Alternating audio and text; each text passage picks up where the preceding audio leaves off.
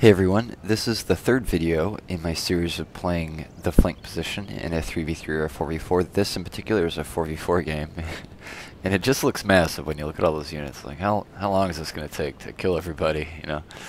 But it usually goes a little quicker than you think. I'm playing in this game. My name is Jay Martin, and I'm the GB player here, and I've brought a more traditional build. I have light infantry. This is my opponent, and this player is actually very good. And the thing I want to highlight about the build he has brought, first of all, he has the light infantry and 4 units of cav, so it's pretty standard. The one little twist that he's put in there, which is a really good tactic that you see from time to time, is he has 2 militia units.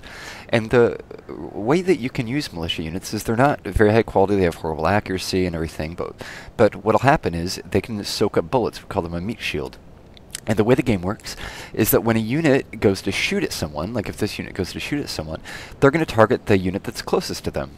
So if you put your militia in front of your army, then all of the bullets will go into the militia and they'll avoid your more valuable units.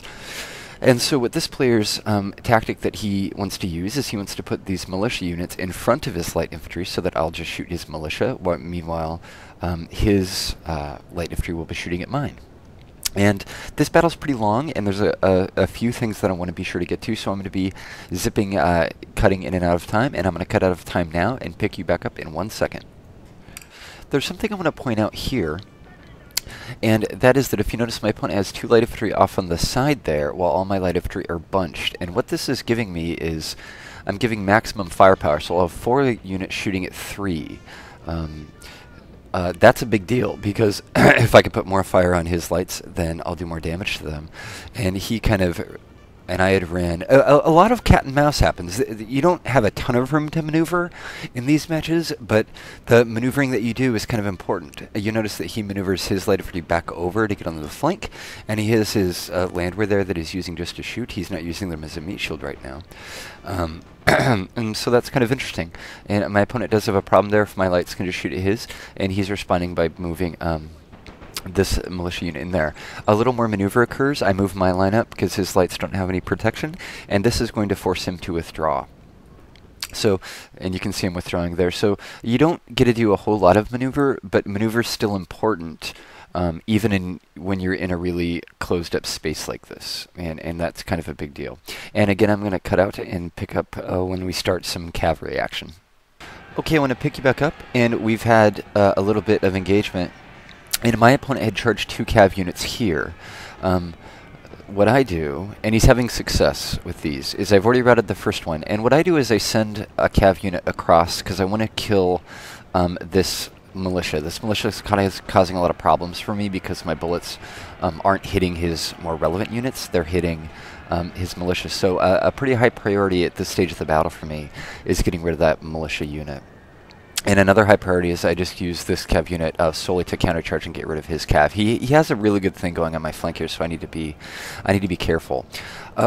There's sort of 2 general theories on how you want to use cav in this particular setting, and what I'm going to do is my unit's pretty much dead already, so I'm just going to continue to try to get some disruption on his lights, is what I'm doing. There's 2 general theories on how you want to use cav.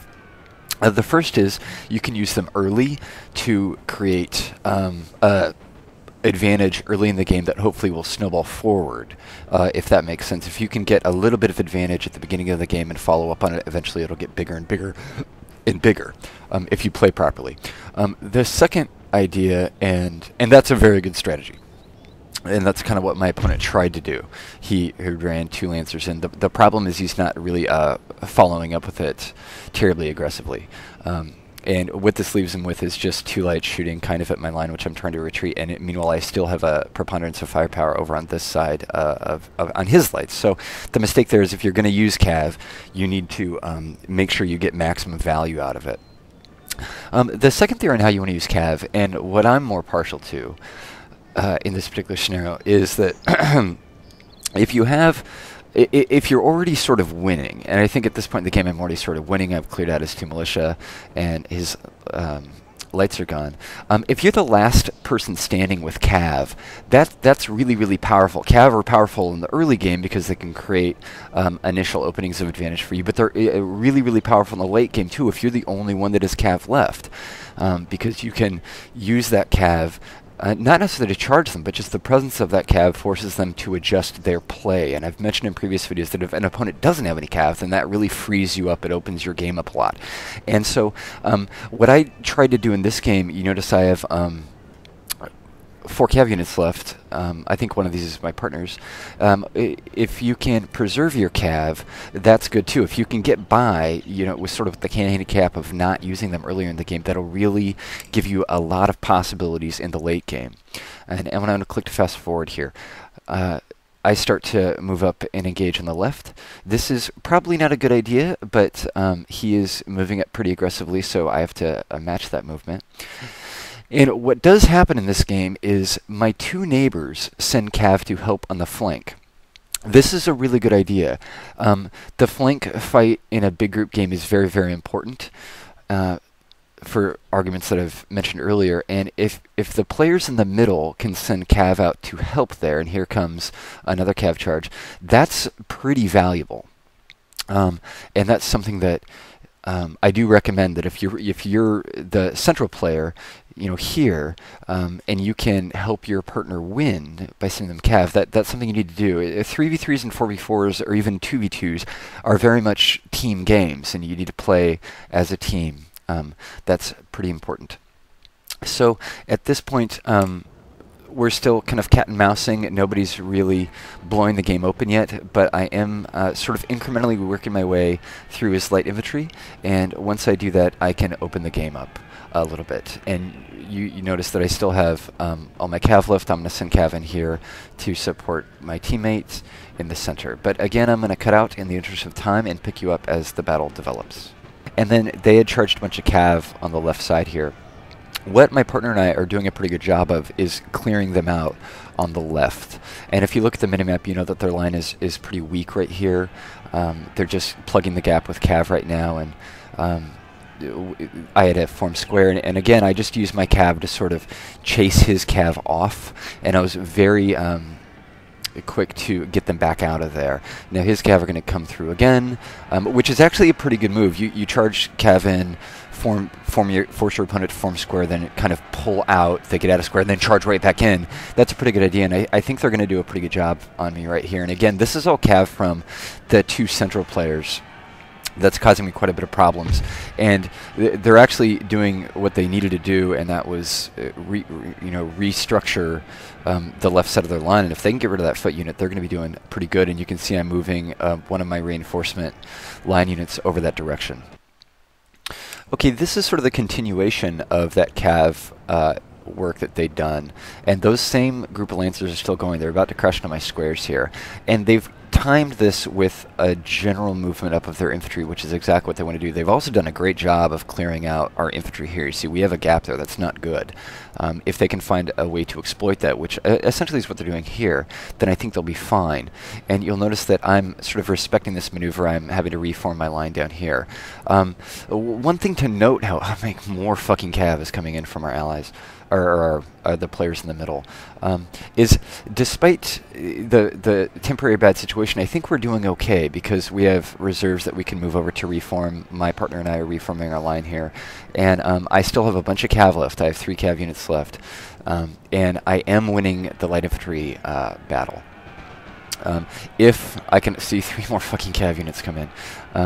I really took a beating in this particular game from the players in the central, but that's part of the game. You have to be able to hold that off, and that's arguably a good reason to play a little bit more. Oh, there's 4 of them. That's arguably a good reason to play a bit more conservatively, because this isn't just a 1v1 game where you can push all in. In these team games, you may take units from. Ah, man, I missed a charge there. You may take units. From the other players in the center, so you kind of have to be aware of that, or mindful of that. It's a good reason to move a little bit slower, and remember that these games are a grind. You're searching for incremental advantage, and you want to take that advantage. It looks like I've cleared the cav out now, and I'm going to be able to reform my line. There's a real danger here if these units could have gotten in and gotten quality shots off against my squares, but luckily we're able to pull out of that, I think, and we're going to send our own cav in to disrupt their line. So timeout, and I'll wait for... Oh, and on this side, what's happened is I think that my opponent has conceded. He's lost the light fight, and he's bringing up the entirety of his lineup to engage. So what happens here is I had made a cav charge, and I charged a cav unit right in here. I wanted to clear out his lights once and for all. And I beat that first light unit, forced these 2 units into square, and then I continue my charge over to finish out this light infantry unit. They got a cav unit in my rear again. So much cav. And once I beat off this Fusilier, the state of the game is going to look really good for me because I still have about 7 or 8 line units. I still have a cav unit still in reserve. Everybody else's cav is all dead. In fact, I think we've killed off all the cav for the middle players too by now. And I still have my 5 units of light infantry. And I think I get to pull this, yeah, I'm going to pull that Dragoon out with still 14 minutes. So I'll be able to recycle that unit again for another charge.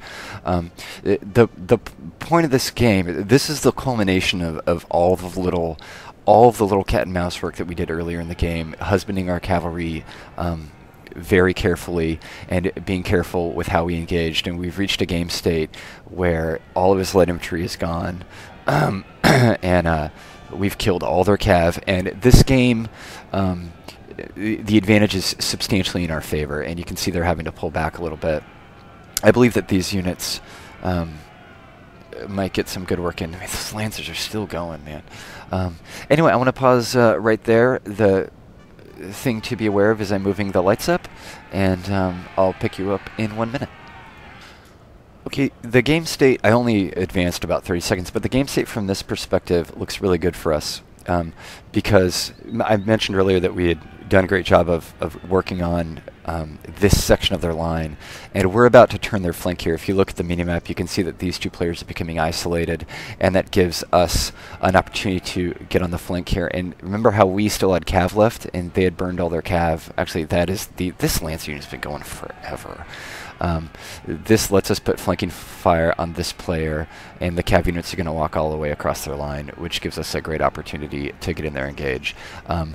You know, this unit goes, and this poor foot guard here is at a huge disadvantage. These players just don't have enough units left to reform their flank, much less the fact that I think pretty soon here the line units here have just had enough. The Lancer's finally dead.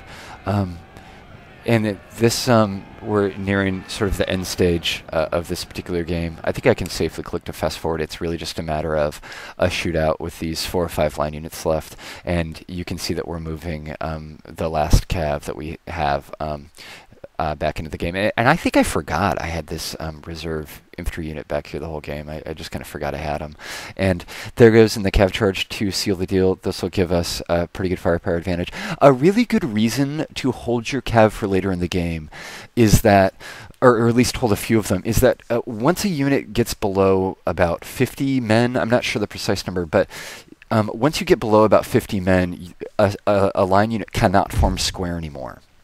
And if you kind of let the game go on for a while and everybody's units get a little bit depleted and you're like, oh, hey, I got some cav left and they can't form square anymore, then it's a really good time to use cav, which is exactly what happened. Like these 3 cav units were just able to mow through 3 or 4 line units that couldn't form square anymore. And once you can get there, it's real easy. Like there goes another one. That unit can't form square. This unit can't form square. That unit can't form square. So another really good reason to hold cav for late in the game are those instances where you get really good value out of your cav because they can't form square. So cav becomes sort of, traditional doctrine is that you use your cav to support your infantry work, but at some point in the late game, your cav will just become a killing machine on their own. And I think I finally realized it's time to get that infantry in there. Anyway, so that was the end of the game. The opponent over here is dead, and the conclusion of this game, now that we've won this flank, is it takes probably another half an hour, but with that kind of advantage, we can just march all the way across the line. And so this game, not only on the flank here, is over, but holistically is over. And anyway, so that's part 3 of my little series on tactics, and this was a pretty good game. I think played at a very high level, showing how to use them. So I encourage you to continue on to part 4. Thanks for watching.